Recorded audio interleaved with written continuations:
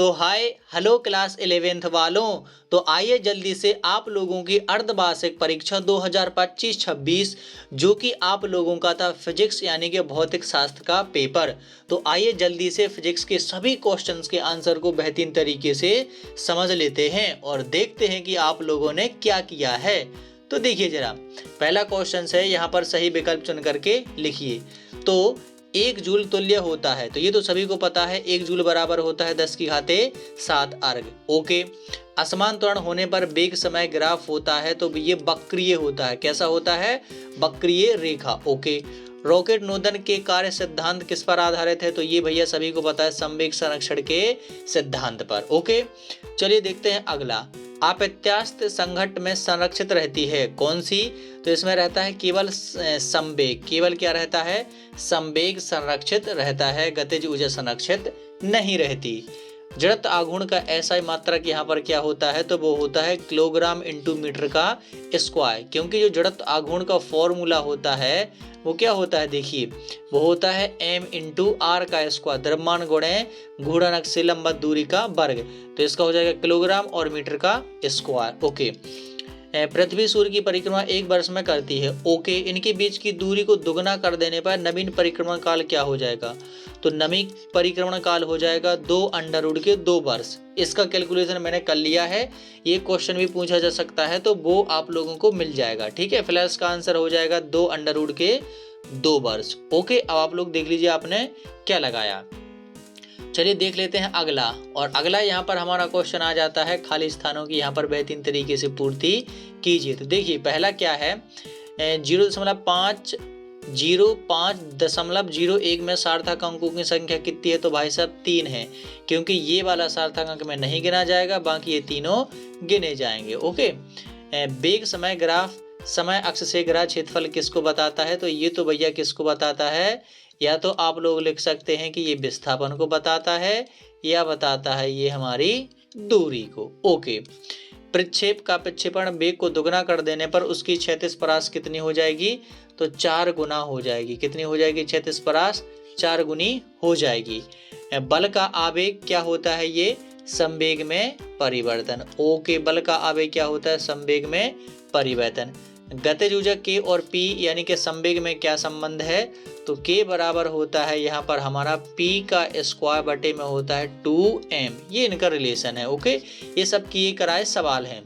जब किसी निकाय पर लगने वाला बाह्य बलागुण शून्य होता है तो संरक्षित क्या रहता है उसका? कोणीय संवेग। क्योंकि उन्होंने देखिए क्या बोल दिया है, बल आघूर्ण, तो कोणीय संवेग। ये केवल बल बोलते तो रेखीय संवेग। ठीक है, तो ये इसका हो जाएगा कोणीय संवेग। ओके। चलिए देख लेते हैं आगे और देखते हैं कि अब यहाँ पर हमारा कौन सा क्वेश्चंस है। तो इंग्लिश में दिए गए, इनसे हमारा कोई मतलब नहीं है। क्वेश्चन नंबर 3 यहाँ पर देख लीजिए। प्रतिबल। तो प्रतिबल होता है भाई साहब बल बटे क्षेत्रफल, ये हमारा पहला हो जाएगा। Okay sir. हुक का नियम, प्रतिबल विकृति के कैसा होता है? समानुपाती, तो ये हमारा हो जाएगा दूसरे का उत्तर। ओके। बर्नौली की प्रमेय, बर्नौली की प्रमेय ऊर्जा संरक्षण पर आधारित है, तो ये हो जाएगा आपका तीसरा। Okay sir. स्टोक का नियम 6 पाई ईटा आर का v, तो ये हो जाएगा 4th वाला। विकृति, विकृति क्या होती है भैया? ये होती है आयाम में परिवर्तन बटे मूल आयाम, यानी कि लंबाई में परिवर्तन बटे प्रारंभिक लंबाई, यही तो क्या है हमारी विकृति। और ये सातत्य समीकरण यानी कि कंटिन्यूटी का जो इक्वेशन है वो यही तो है, तो ये हो जाएगा हमारा 6वां। ओके। अब आप लोग बताइए कि आप लोगों ने यहाँ पर जितने ये विकल्प मैंने बताए हैं उनमें से आप लोगों ने कितने सही यहाँ पर किए हैं। ओके। चलिए अगला देख लेते हैं, और ये क्वेश्चन नंबर 4 है हमारा, जिसमें हमें सत्य यहाँ पर बताने हैं। तो देखिए जरा, आवृत्ति एक विमाहीन राशि है, तो ये बिल्कुल पूरी तरीके से कैसा है भाई साहब? असत्य है, क्योंकि आवृत्ति का तो भाई साहब जो एसआई मात्रक है वो हर्ट्ज होता है, कि यानी कि विमाहीन राशि नहीं है। ओके। यदि किसी गतिमान वस्तु t क्षण पर स्थिति x बराबर 3t-1 द्वारा दी जाती है तो t बराबर 2 सेकंड पर उसका वेग क्या होगा? तो इसका वेग निकालने के लिए हम लोग इसका अवकलन कर लेंगे। ओके। क्या कर लेंगे? अवकलन। तो ये इसका हो जाएगा dt, और ये हो जाएगा 3t माइनस के कितना हो जाएगा? 1। जब इसको सॉल्व करेंगे तो आ जाएगा 3 और मीटर पर सेकंड। तो इसका राइट आंसर यही हो जाएगा, यानी कि ये सत्य हो जाएगा। क्या हो जाएगा? सत्य। ठीक है, ये हो जाएगा सत्य। ओके, हाँ। अब अगला, प्रक्षेपण कोण और थीटा माइनस 90 डिग्री पर क्षैतिज परास समान होती है, तो ये भी सत्य हो जाएगा। क्योंकि देखिए क्षैतिज परास में यहाँ पर हमारे पास में होता है यू स्क्वायर साइन 2 थीटा, तो ये 2 थीटा है, और जब थीटा की जगह पर अपन लोग क्या रखते हैं 90 माइनस के क्या थीटा, तो ये गुणा होके आ जाता है 180 माइनस के 2 थीटा, तो इसका मान जो होता है साइन का ये हो जाता है 2 थीटा, यानी कि साइन 2 थीटा ज्यों का त्यों, तो इसलिए इसका मान और ये दोनों क्या होते हैं बराबर। ओके, चाहे थीटा रखो चाहे 90 माइनस थीटा रखो थीटा की जगह पर, इसका मान तो वही होता है। ठीक, इसका मान तो क्या होता है? वही होता है। संचार उपग्रह का आवर्तकाल, तो ये भाई साहब असत्य है। क्या है ये? असत्य, इतना नहीं होता है। संचार उपग्रह का आवर्तकाल कितना होता है? तो ये होता है भाई साहब लोग, ये होता है संचार उपग्रह का 24 घंटे। कितना होता है? 24 घंटे। इन बार की प्रत्यास्था पर ताप का नगण्य प्रभाव होता है, तो ये बात भी कैसी है? बिल्कुल सत्य। तो इसमें पहला और ये हमारा चौथा, ये दोनों हैं असत्य और बाकी सब हैं हमारे सत्य। ओके, चलिए देखते हैं अगला। और अगला यहाँ पर हमारा क्वेश्चन नंबर आ जाता है 5। तो क्वेश्चन नंबर 5 को देखिए हम लोग कितने अच्छे तरीके से, बेहतरीन तरीके से यहाँ पर करते हैं। तो देखिए जरा, एक शब्द या एक वाक्य में यहाँ पर उत्तर दीजिए। एक बीकर में भरे जल को अंगुली से हिलाने पर, छोड़ देने पर देर रुक क्यों जाता है? तो सीधी बात है कि उसमें देखो, पहली बात तो जो द्रव है वो श्यानता होता है, यानी कि गाढ़ा होता है। कितना भी पानी कितना भी पतला हो लेकिन वो गाढ़ा तो होता ही है। ठीक है, श्यानता, एक तो श्यानता और दूसरा होता है घर्षण की वजह से, श्यानता तथा घर्षण के कारण। ओके, किसी ठोस पदार्थ की प्रत्यास्था पर ताप का क्या प्रभाव पड़ता है? तो प्रत्यास्था थोड़ी सी क्या हो जाती है? कम हो जाती है। और 10 मीटर ऊंची है, इतने किलोग्राम का पत्थर रखा है, तो गुरुत्वीय स्थिति ऊर्जा क्या होती है?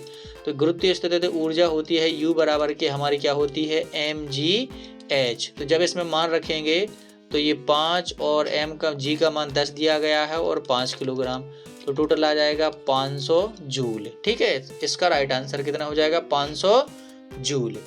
और इसका राइट आंसर हो जाएगा, देखिए जे का यहाँ पर कोई टर्म है नहीं है, तो जे का तो 0 हो जाएगा, और के का इसमें गुणा में हो जाएगा के में, तो ये हो जाएगा 5 चौके 20, और के का के में होगा तो 1 हो जाएगा, तो ये 20 जूल। ओके, स्थैतिक, गतिक तथा सीमांत को उनके घटते क्रम में लिखिए।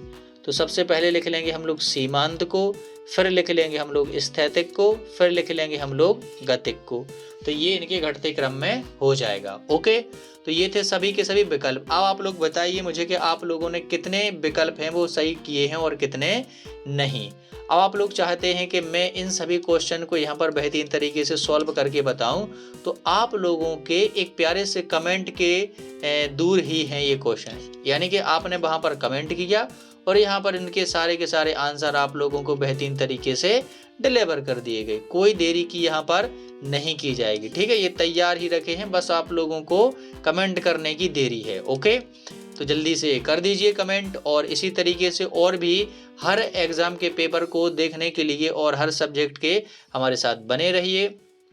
और यहाँ पर देखिए, अगर आप चाहते हैं तो एक बार प्यारा सा कमेंट यहाँ पर ज़रूर कर दीजिए। बहुत ही अच्छे अच्छे प्रश्न यहाँ पर आए हुए थे। ठीक है, और चलिए मिलते हूँ मैं नेक्स्ट वीडियो में। तब तक के लिए पढ़ते रहिए, मस्त रहिए, और अपने नंबर ज़रूर कमेंट में कीजिए कि आप लोगों ने कितने किए हैं। Okay, bye bye.